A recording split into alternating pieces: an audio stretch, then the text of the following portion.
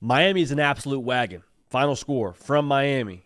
Canes 26, Florida 7. Now, I know there's going to be a lot of people very quick to say, well, JD, it's Florida. Well, JD, Billy Napier is going to lose his job. Well, JD, DJ Lagway struggles throwing a forward pass. All those things are fair to say, but Miami now, I'm telling you what, I think they're a team that could very well compete for a national championship. If you didn't already think that before this game, I think that even more so after this game. We'll break it all down. If you're a Hurricane fan and you want to be dialed into all things Hurricanes, make sure you're subscribed. If you're a college football sicko and you love this sport with every single piece of your heart, also make sure you're subscribed.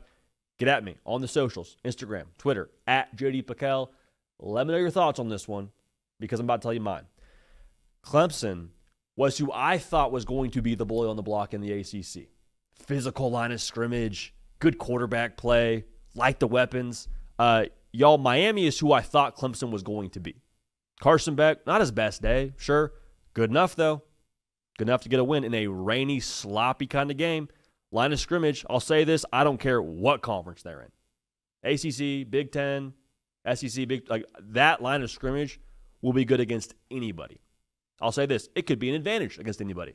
I think the violence that Miami plays with on the defensive side, I wasn't around really for like the Ray Lewis Hurricanes or the old, you in the 80s, but the temperature they play with feels like it's probably in that same vein. They are arriving at the football and smacking dudes. And it's not just someone gets there and lays the lumber. It's like it's a party at the football. And it's from the line of scrimmage on the defensive side. It's from the second and third level. It is across the board here. And it's one thing to be on the defensive side because that's what you would hope would be improved when you had the year that you had last year on the defensive side and you're bringing in a new staff and you pour a little bunch of pieces. Y'all, the offensive side. I'm seeing dudes get stopped at the line of scrimmage or get stopped after like a 2-3 yard gain. And then it is just like massive humanity pushing the guy forward. It's like whenever you see like ants carry something, it's just everybody behind them. Forward motion, momentum, push them forward for another 4 or 5 yards, pushing the pile, which Mario Cristobal talked about actually during his halftime interview on the field. There's a certain attitude to this football team. And the most indicative part of Miami proving this new attitude is the skill players and the blocking in the perimeter. Malachi Tony did a great job of this. Show me how your skill players block. I'll show you what you value as a football team.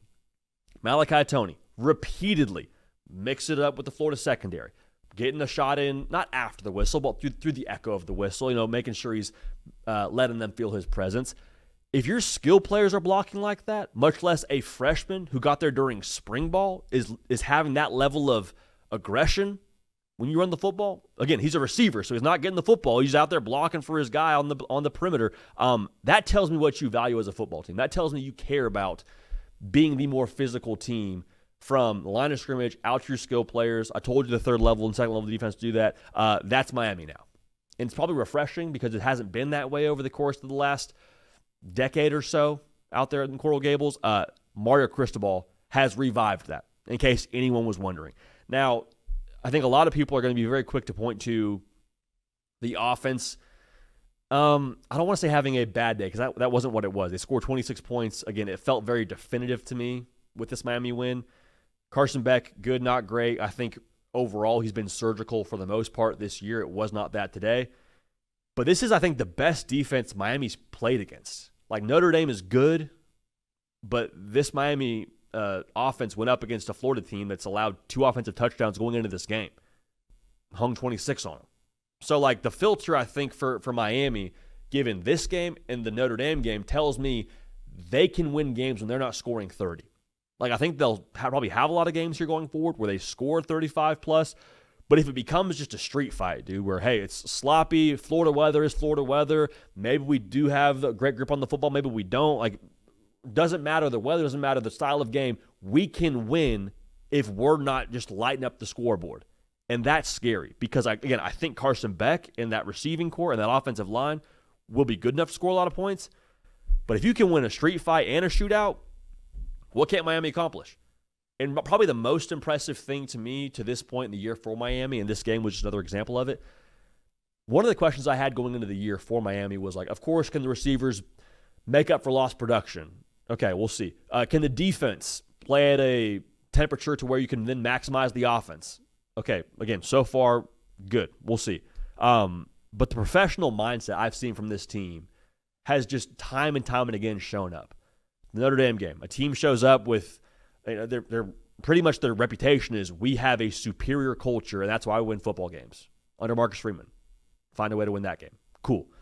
This spot now for Florida, desperate. Everyone's talking about your head coach potentially being fired. It's a rivalry game, back against the wall, nothing to lose kind of vibe.